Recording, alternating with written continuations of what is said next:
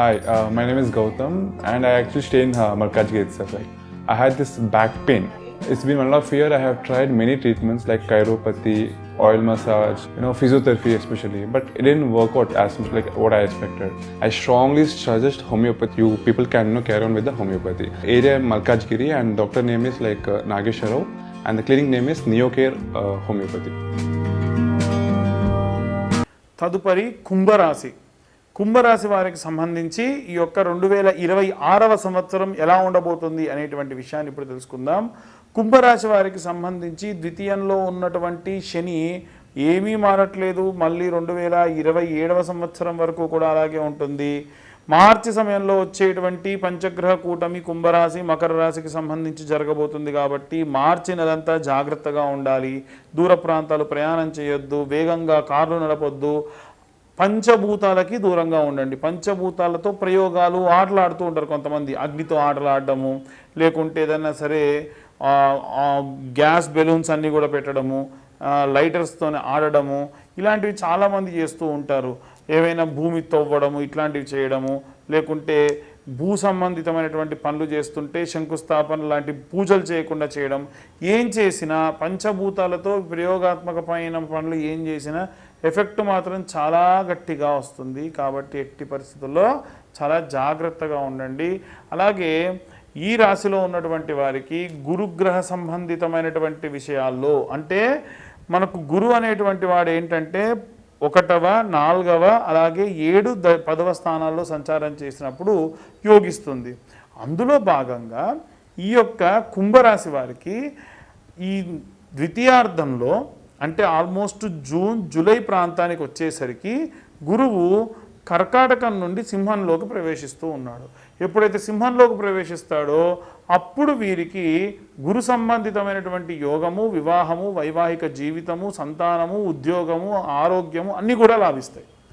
ఇవే కాకుండా వీరికి విశేషంగా ఒకవేళ ఈ యొక్క కుంభరాశి వారికి 4వ స్థానంలోకి కుజుడు సంచారం చేసిన, అంటే వృషభ రాశిలోకి కుజుడు సంచారం చేసిన, లేదు ఒకవేళ లగ్నంలోకి బుధుడు వచ్చిన, లగ్నం నుంచి 4వ స్థానంలోకి కూడా బుధుడు సంచారం చేసిన, ఖచ్చితంగా అవన్నీ కూడా పంచమహాపురుష యోగంలో భాగంగా యోగిస్తాయి.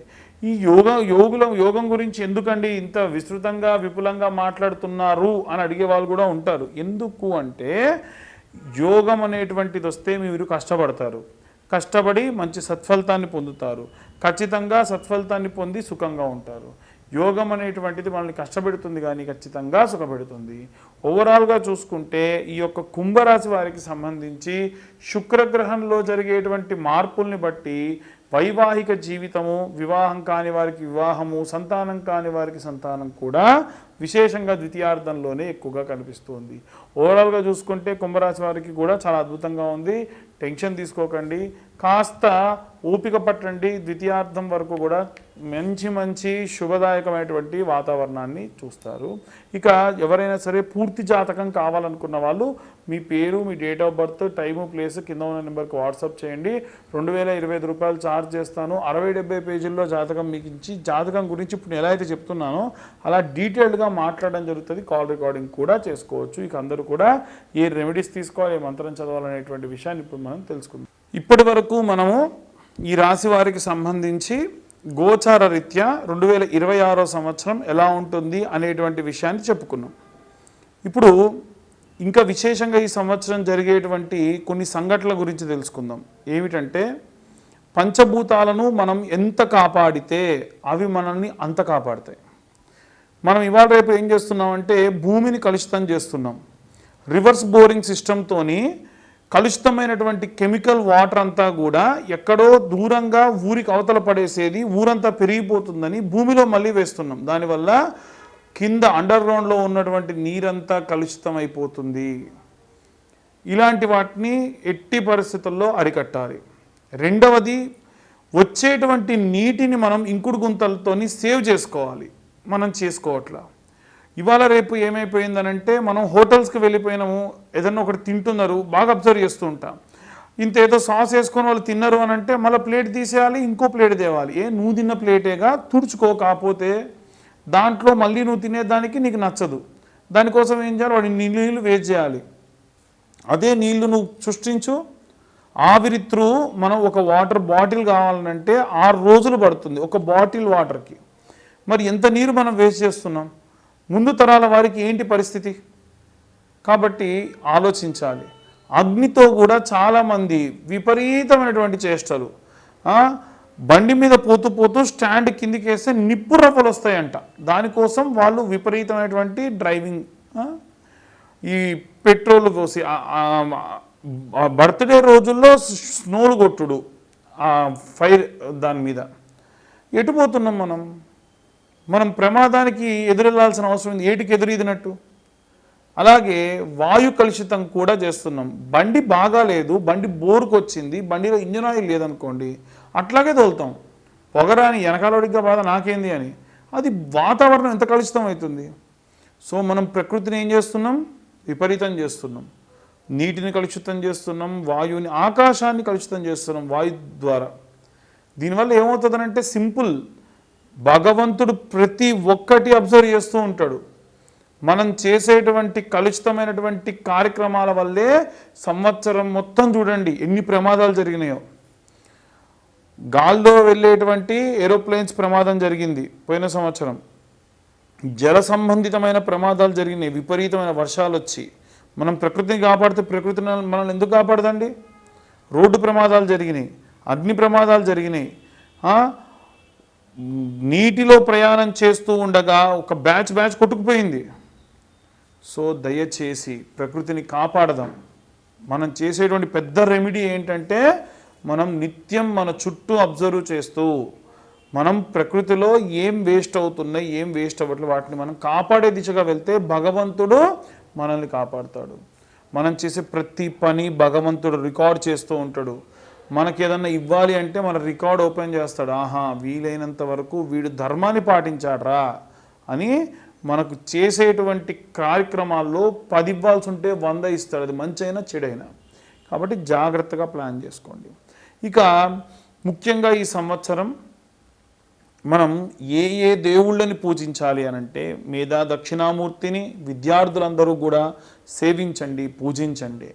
విశేషమైనటువంటి విద్యాబుద్ధులు వస్తాయి. అలాగే దక్షిణామూర్తికి నిత్యము స్తోత్రం ఉదయం సాయంత్రం విన్నంత మాత్రం చేత ఉద్యోగం లాని వారికి ఉద్యోగాలు వస్తాయి. ప్రభుత్వ ఉద్యోగాలే రావాలని పట్టు కూర్చోకండి.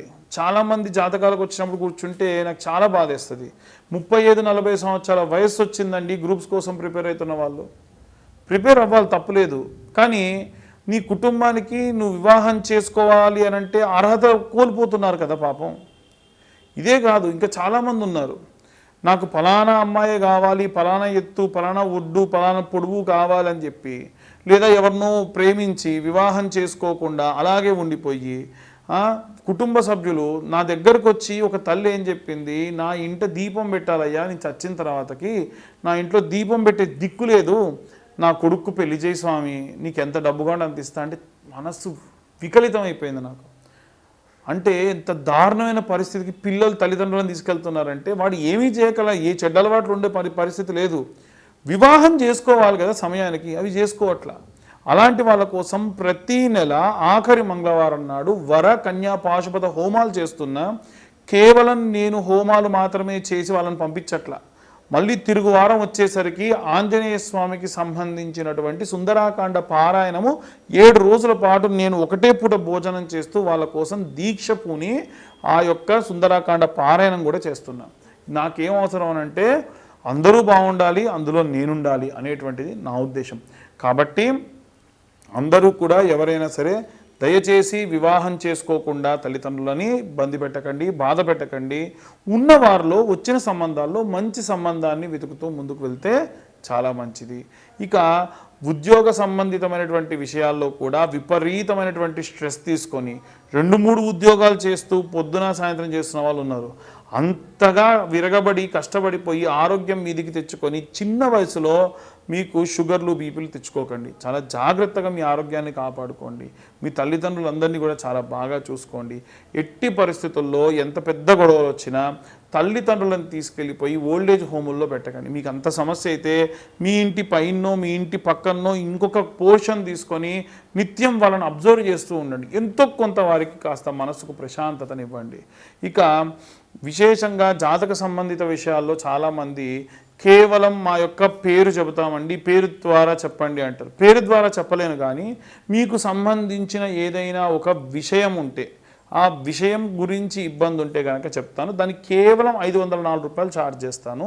అది కూడా వీలైనంత వరకు కూడా నేను ఒక డేట్ అనౌన్స్మెంట్ ఇస్తా. ఈ సంవత్సరంలో ఈ తర్వాత నుంచి వచ్చేటువంటి ప్రతి నెల ఈ నెల నేను ఫలానా తారీఖు నాడు ఫ్రీగా ఉంటా, ఆ సమయంలో కాల్ చేయండి. వీలైతే నేను ఏం చేస్తానంటే ఒక లైవ్ కండక్ట్ చేస్తా.